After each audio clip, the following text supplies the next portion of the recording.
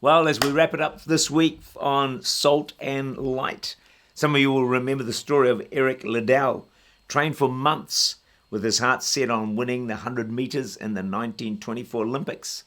Most predicted that he would win, but he soon found out that the race was scheduled for Sunday. For him, that was a problem because he didn't believe he could honor the Lord by running on the Lord's day. Can I just say, I think we give up our Sundays too easily.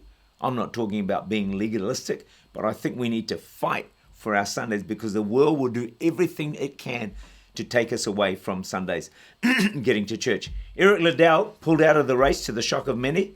Some who praised him before now cursed him. But he stood firm. He would not bend to pressure of those around him, and he took the ridicule. I think it's time for us as Christians to have a bit of backbone.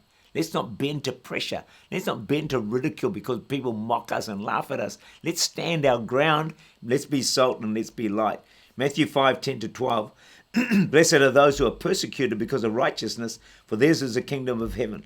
Blessed are you when people insult you, persecute you, falsely say all kinds of evil against you because of me. Rejoice and be glad because great is your reward in heaven. These verses are what being salt and light are all about. One thing that will cause us to hide our light and let our salt lose its flavor is what will people think of us? Or when people ridicule us or persecute us, peer pressure, loss of popularity, or seeing as not cool. Back to Eric Liddell. A runner dropped out of the 400 meters to be run on during the week. Liddell offered to fill the spot. Someone dropped out of it, so he offered to fill the spot, even though it was not really his race, 4 times longer than what he had trained for. He ran it, won the race, and set a new world record. Wow. 1 Samuel 2 verse 30, therefore the Lord, the God of Israel, declares, those who honor me, I will honor. Those who despise me will be disdained. Not only did Liddell win an Olympic gold, he made an uncompromising stand for his faith.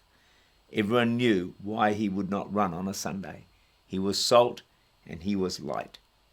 He went on to become a missionary to China. Eventually he died in a prisoner of war camp. An Academy Award-winning film was made of his life, Chariots of Fire. What an example of being salt and light. He lived a godly life and was salt, but he also let his faith shine, so all knew that he was a follower of Jesus. To those of you who may feel a bit fearful, embarrassed about being salt and light, I want to give you a verse that will strengthen your heart in this calling that God has given every one of us. Romans 1:16, I am not ashamed of the gospel, because it is the power of God for the salvation of everyone who believes. I want you to think for a moment of that brave person who told you about Jesus, who didn't hide their faith. For me, it was a guy radically saved, big black Bible, unashamed of the gospel. For him, I will be so very, very thankful. Aren't you glad that that person put aside their fears and spoke up for Jesus? Today, you and I are saved from hell and death. We're on our way to heaven because someone was prepared to be salt, prepared to be light. The question now is, will we do that for others and the people that we come into contact with on a regular and daily basis? Some of them may be relatives, some of them may be friends, some of them may be work colleagues. So I challenge, your challenge and my challenge is to be the salt of the earth. Yep, stop the rot, but at the same time, be the light of the world and show people the way of salvation. May God wonderfully bless you.